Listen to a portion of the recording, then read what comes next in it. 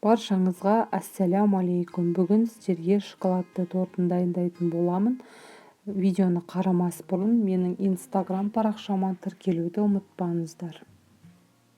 Қажетті заттарымыз ұн, сары май, жұмыртқа, какао, ас содасы, бал және де қант қажет. Креміне сары май, варенка, банан, бетіне құятын ганашымыз, шоколад пен май қажет.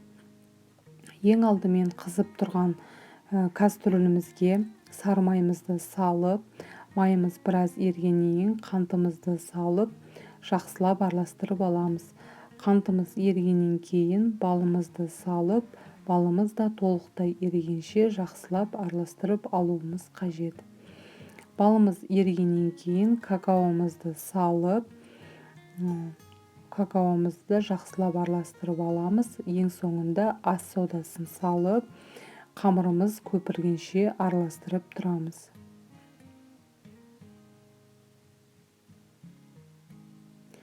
Қамырымыз міне бізде осындай қою қара қоңыр түсте болып шығады.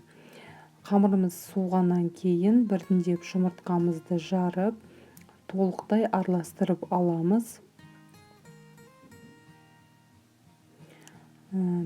Біртіндеп ұнымызды салып, жұмсақ қамыр илеуге кірісеміз. Басында осылай венчикпен араластырып аламыз. Қамырымыз біраз қоюланғаннан кейін қолымызбен осылай илейміз. Қамырымыз, яғни бізде жұп-жұмсақ болуы қажет. Қолымызға сәл жабысып тұратындай жұмсақ болуы қажет.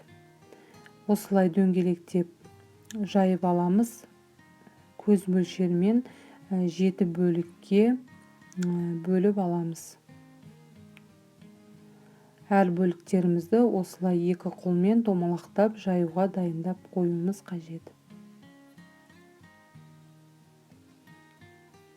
Бізге поклан қағазы қажет. Поклан қағазын осылай 4 бұрыштап керек мөлшерде кесіп дайындап аламыз. Қамырымызды салып, бетіне ұнымызды сеуіп, осылай оқтаудың көмегімен жұқа қылып жаюымыз қажет. Осылай ортасынан шетке қарай сырып, жұқа қылып жайып аламыз. Яғни барлық қамырымызды осылай видеодағыдай жайып алуымыз қажет.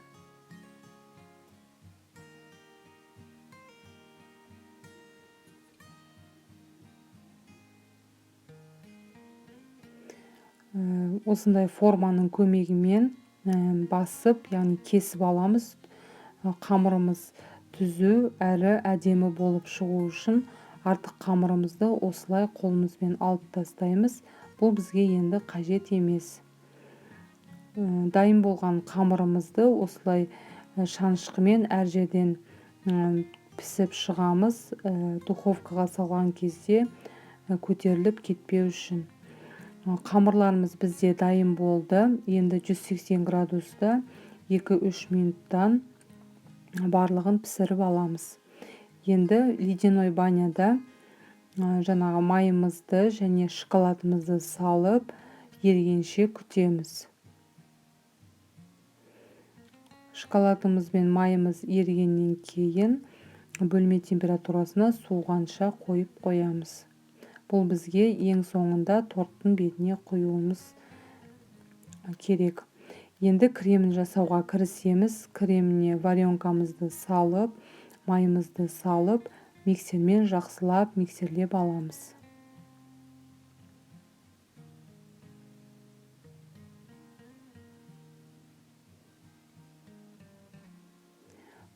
Тортымыздың арасына салу үшін бізге банан қажет. Яғни бананымызды осылай домалақтап, жіңішке етіп, барлығын турап аламыз.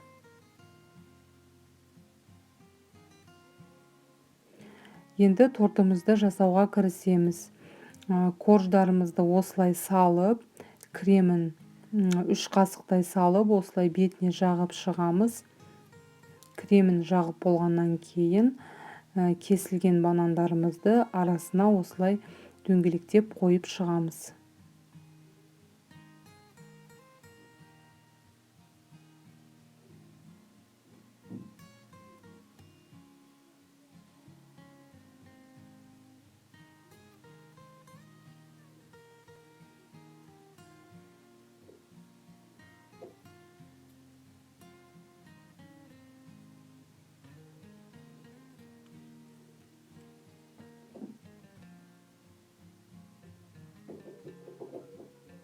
осылай барлығын, яғни келесі коржымызды саламыз. Кремімізді жағып, дәл солай бірінші жасағандай кремімізді жағып, формамызды кигізіп, түзу болу үшін кремімізді қайтадан жағып, бананымызды, кесілген банандарымызды салып, барлығын осылай бірінің үстіне бірін қойып, корждарымызды әдемілеп жасап шығамыз.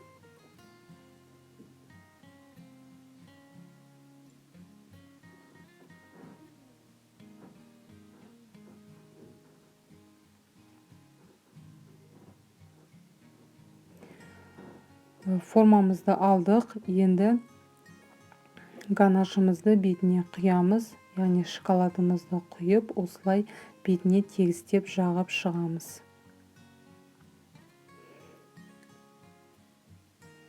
Тортымызды 1-2 сағатқа тоңазытқышқа қойып қоюларыңызға болады. Сол кезде дәмі ерекше, өте дәмді болып шығады. Сіздерге ұнайды деген ойдамын. Міндетті түрде жасап көріңіздер. Барлықтарыңызға ас болсын.